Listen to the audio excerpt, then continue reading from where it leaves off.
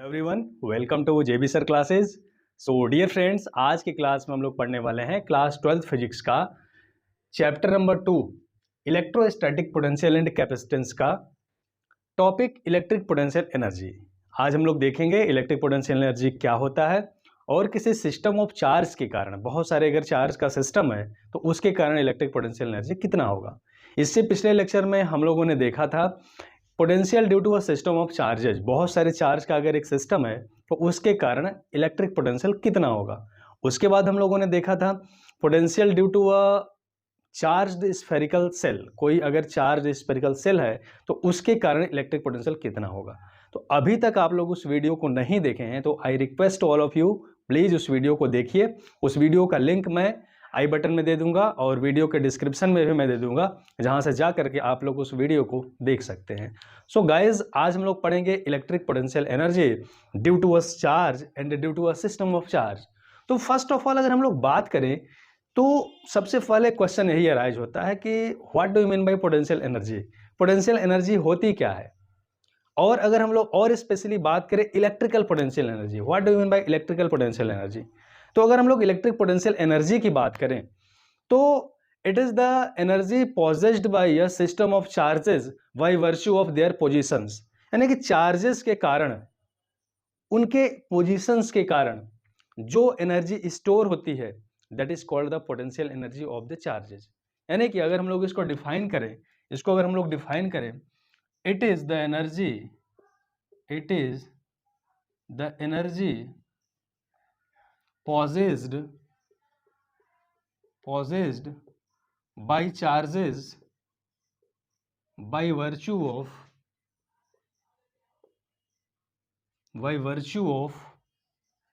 their positions। ठीक है, it is the energy possessed by charges by virtue of their positions, charge की position के कारण उसका पोटेंशियल एनर्जी होता है। अब अगर हम लोग बात करें कि चार्जेज अगर इनफाइनाइट पे है, अगर दो चार्ज इनफाइनाइट डिस्टेंस पे है तो उस कंडीशन में they have zero potential energy, because अगर इनफाइनाइट पे चार्ज रखा हुआ है तो there is no work done. उस कंडीशन में चार्जेस के पास चार्ज को इनफाइनाइट डिस्टेंस पर रखने के लिए कोई भी वर्क डन नहीं करना पड़ेगा, so they have zero potential energy. तो अगर हम लोग एक सिंपल से सेंटेंस में, सिंपल से शब्दों में पोटेंशियल एनर्जी को डिफाइन करें कि किसी सिस्टम का पोटेंशियल एनर्जी क्या होता है, तो किसी भी सिस्टम का पोटेंशियल एनर्जी उस वर्क डन के बराबर होता है जो उस सिस्टम को असेंबल करने में किया जाता है। जैसे अगर मैं यहाँ पे सिंपल से एग्जांपल ले लूँ कि यहाँ पे अगर एक चार चार्जेस का एक सिस्टम है, यहाँ पे 4 चार्जेस है Q1, Q2 and Q3 and it is Q4, और ये चारों चार्जेस मिल करके एक स्क्वायर का फॉर्म करते हैं, स्क्वायर सिस्टम बनाते हैं। तो इसका पोटेंशियल एनर्जी क्या होगा, इसका पोटेंशियल एनर्जी इन चारों चार्जेस को इनफाइनाइट से ला करके इस सिस्टम को असेंबल करने में जितना वर्क डन किया गया है that is called the potential energy of the system. बात क्लियर है। तो अगर हम लोग पोटेंशियल एनर्जी की बात करें तो फर्स्ट ऑफ ऑल हम लोग देखते हैं potential energy of two charges of system. ठीक है, पोटेंशियल एनर्जी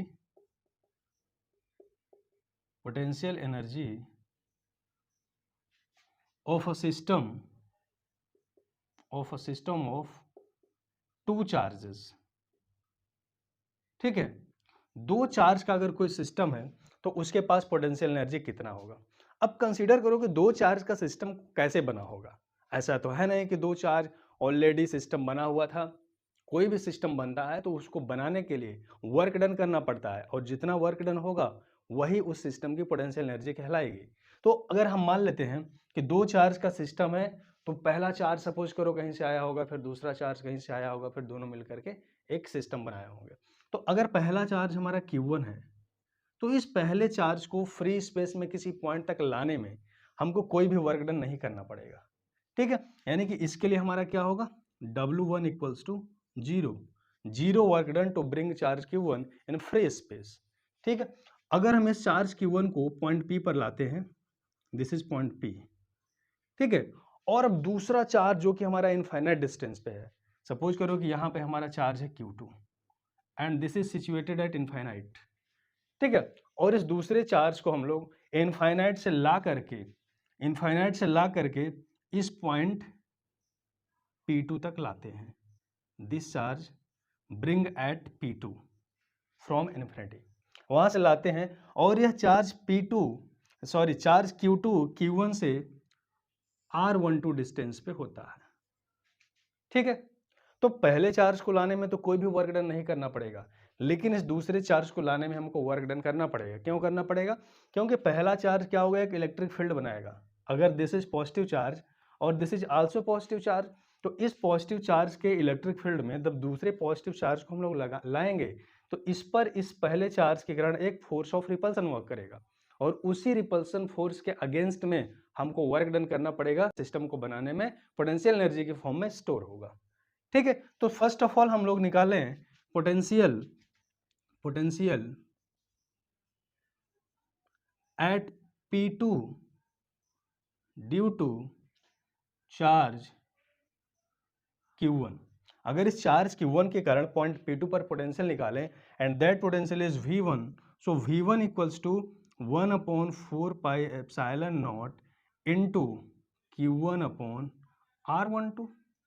हम लोग पढ़े हैं कि किसी भी पॉइंट चार्ज के कारण किसी डिस्टेंस पर पोटेंशियल कितना होता है, 1/4 pi epsilon not Q upon R। So R12 distance है और Q1 चार्ज है, तो पोटेंशियल कितना हो जाएगा, V1 equals to 1/4 pi epsilon not into Q1 upon R12। ठीक है, अब देखो यहाँ पे अगर हमको पोटेंशियल दिया हुआ है और चार्ज को इनफाइनाइट से इस पॉइंट P2 पर लाते हैं, so work done to bring charge Q2 from infinity to point P2 कितना हो जाएगा? अगर हम लोग देखें work done W equals to, तो क्या हो जाएगा, potential at P2 into charge Q2, यही होगा ना। यहाँ पे पोटेंशियल हमको मिल जाएगा, यहाँ पे चार्ज आ जाएगा, तो क्या हो जाएगा, यहाँ पे हमको मिल जाएगा 1/4 pi epsilon not Q1 upon R12 into Q2। ठीक है, तो यहाँ से क्या हो जाएगा, यहाँ से हमको मिल जाएगा 1/4 pi epsilon not into Q1 Q2 upon R12। So this is the work done to bring charge Q2 at point P2 which is situated distance R12 from charge Q1. ठीक है, and this work done is stored in the form of potential energy in the system of two charges. ठीक है, so we can say that potential energy U या UE से इसको denote करते हैं, potential energy UE equals to 1/4 pi epsilon not into Q1 Q2 upon R12। Okay, यहां तक बात क्लियर है। अब देखो हम लोग देखते हैं कि अगर कोई सिस्टम मोर देन 2 चार्ज का हो तो उस कंडीशन में पोटेंशियल एनर्जी कितना होता है। अब देखो यहाँ पे हम लोग देख लेते हैं कि अगर कोई एक सिस्टम है, सपोज करो एक सिस्टम यहाँ इस तरीके से है, this is charge Q1, this is Q2 and this is Q3, this distance is R12, this is R23 and this is R13। ये 3 चार्ज का एक सिस्टम है और इस सिस्टम का हमको पोटेंशियल एनर्जी निकालना है। तो अब बताओ ये सिस्टम कैसे बना होगा। जस्ट इमेजिन कि ये सिस्टम बना कैसे होगा। पहले चार्ज Q1 आया होगा, फिर Q2 आया होगा, फिर Q3 आया होगा, फिर मिल करके एक सिस्टम बना हुआ होगा। ठीक है, तो अगर हम मान लें कि चार्ज Q2 को हम लोग इनफाइनाइट से लाते हैं इस पॉइंट पर, चार्ज Q3 को पॉइंट P पर हम लोग इनफाइनाइट से लाते हैं, तो हमको क्या करना पड़ेगा, यहाँ पे हमको वर्क डन करना पड़ेगा पॉइंट P पर चार्ज Q3 को लाने में। और वर्क डन कितना करना पड़ेगा, अगर हमको Q1 और Q2 के कारण इस पॉइंट P पर पोटेंशियल मिल जाए तो हम लोग work done to bring charge Q3 from infinity to P find कर सकते हैं। तो हम लोग यहाँ से क्या देख सकते हैं, work done to bring charge Q3 at point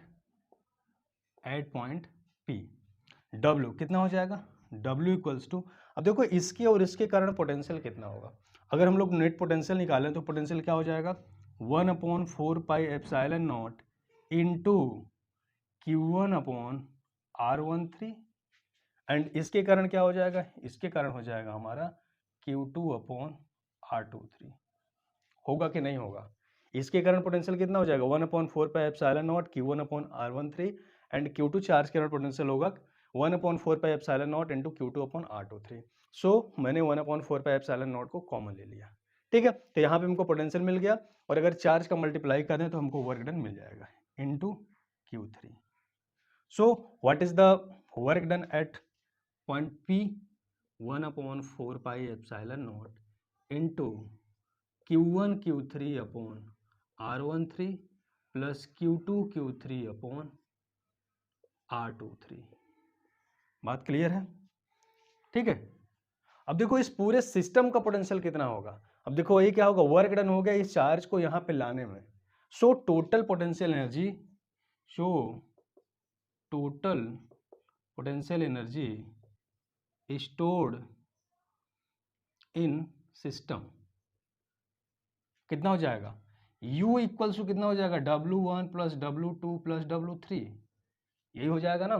पहले Q1 आएगा, फिर Q2 आएगा, फिर Q3 आएगा, फिर जाके सिस्टम बनेगा। तो तीनों सिस्टम को लाने में कितना वर्क डन करना पड़ेगा, that is the potential energy at whole system. इस होल सिस्टम का पोटेंशियल एनर्जी हो जाएगा।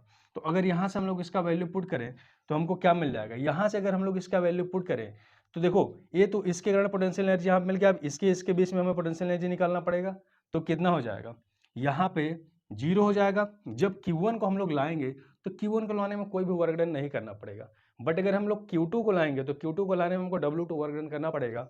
और वह वर्क डन कितना हो जाएगा, that will be 1/4 pi epsilon not into Q1 Q2 upon R12। और W3 क्या है, W3 का वैल्यू ये है, W3 कितना है plus 1/4 pi epsilon not into Q1 Q3 upon R13 plus Q2 Q3 upon R23।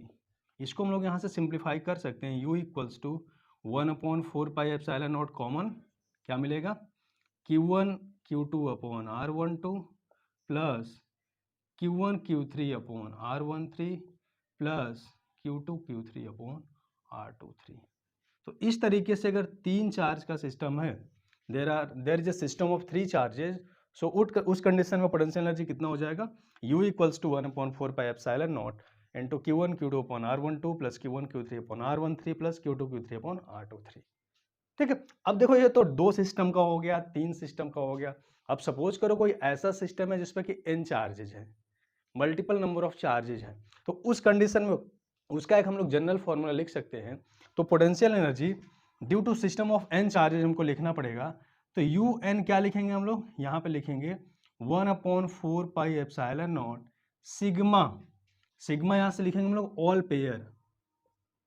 Pair QI QJ upon RIJ, ठीक है। This is the electric potential due to a system of n charges, ठीक है। सभी pair के लिए हम लोग क्या करेंगे, I और J का वैल्यू पुट करेंगे, I1 J1 I2 J2 इस तरीके से पुट करेंगे।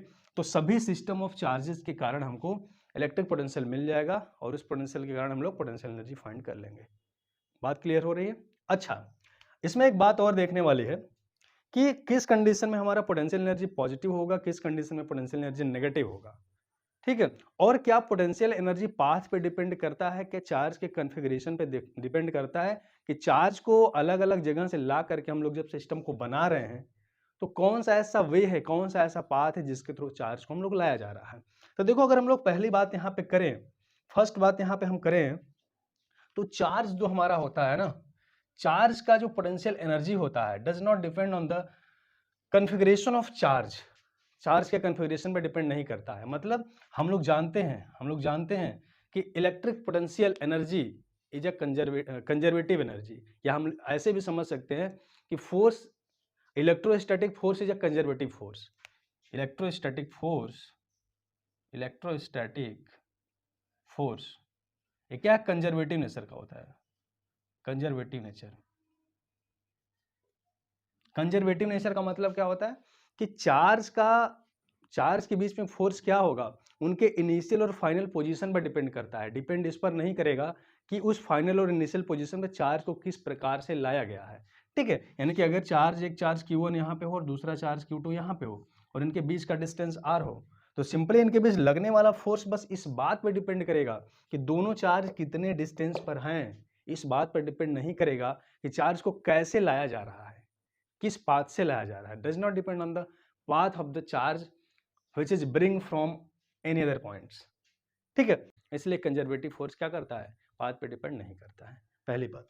दूसरी बात, अगर देखो दोनों charge if Q1 into Q2 is greater than 0, तो इस कंडीशन में पोटेंशियल एनर्जी U क्या होगा, पॉजिटिव होगा। Q1 और Q2 का मल्टीप्लाई यानी कि दोनों पॉजिटिव चार्ज हैं, तो उस कंडीशन में क्या होगा, पोटेंशियल एनर्जी हमारा पॉजिटिव होगा। और सेकेंड हमारा केस है Q1 into Q2 is less than 0, इस कंडीशन में नेगेटिव होगा। बात क्लियर हो रही है? तो ये हमारा क्या है, कुछ पोटेंशियल एनर्जी का कॉन्सेप्ट है जिस पर कि बेस्ड हम लोग क्वेश्चन भी कर सकते हैं। अगर 2 चार्ज का सिस्टम होगा, 3 चार्ज का सिस्टम होगा, n number of charge of system होगा। अच्छा, इसका यूनिट क्या होगा, एक चीज और हम लोग देखते हैं, इसका यूनिट क्या होगा। देखो यूनिट अगर हम लोग देखें यूनिट, तो हम लोग छोटे से लेकर के बड़ा यूनिट देखेंगे। तो सबसे छोटा यूनिट होता है electron volt, 1 electron volt. 1 electron volt में कितना जूल होता है, 1.6 इंटू 10 पावर माइनस 19 जूल। दूसरा हमारा होता है milli electron volt, milli electron volt, milli में 10 पावर माइनस 3, तो 1 मिली इलेक्ट्रॉन वोल्ट में 10 पावर माइनस 3 इलेक्ट्रॉन वोल्ट। इसको क्या लिख सकते हैं, 10 power minus 3 into 1.6 into 10 power minus 19।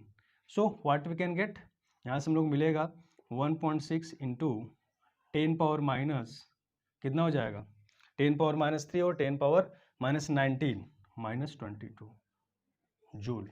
उसके बाद हम लोग लिख सकते हैं 1 kilo electron volt. 1 kilo electron volt में 10 पावर 3 इलेक्ट्रॉन वोल्ट, और इसका वैल्यू होगा 10 power 3 into 1.6 into 10 power minus 19। So we can get here 1.6 into 10 power minus 16 joule, 3 minus हो जाएगा पावर। ठीक है, वहीं पर अगर हम लोग देखें मेगा इलेक्ट्रॉन वोल्ट, या इसको मिलियन इलेक्ट्रॉन वोल्ट भी बोलते हैं, तो इस केस में क्या होगा, 10 पावर 6 इलेक्ट्रॉन वोल्ट। ठीक है, तो यहाँ पे कितना हो जाएगा, 10 power 6 into 1.6 into 10 power minus 19, तो हम लोग यहाँ से मिल जाएगा 1.6 इंटू 10 पावर माइनस 13 जूल। उसके बाद हमारा क्या होता है, giga electron volt, giga electron volt, giga electron volt 10 power 9 electron volt. ठीक है, तो इसमें क्या होगा, 10 power 9 into 1.6 into 10 power minus 19, सो हमको यहाँ से मिल जाएगा 1.6 इंटू 10 पावर माइनस 10 जूल।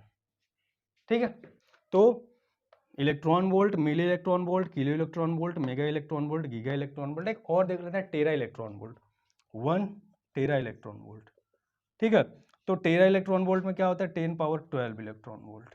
यहाँ से मिल जाएगा 10 power 12 into 1.6 into 10 power minus 19। So what we can get here, 1.6 into 10 power क्या हो जाएगा, 12 माइनस हो जाएगा यहाँ से, तो हमको बचेगा 7 माइनस 7 जूल। तो इस तरीके से हमारा ये पूरा इलेक्ट्रिकल पोटेंशियल एनर्जी है। आई होप आप लोगों को अच्छी तरीके से समझ में आया होगा। फिर भी अगर कोई डाउट होता है तो आप लोग कमेंट सेक्शन में कमेंट करके पूछ सकते हैं। और अभी तक आप लोगों ने इस चैनल को सब्सक्राइब नहीं किया है तो प्लीज़ चैनल को सब्सक्राइब करिए, वीडियो को लाइक करिए और ज़्यादा से ज़्यादा शेयर करिए जिससे कि और लोगों को इसका बेनिफिट मिल सके। ओके, फिर मिलेंगे एक नए वीडियो में एक नए टॉपिक के साथ। तब तक के लिए okay, thank you very much.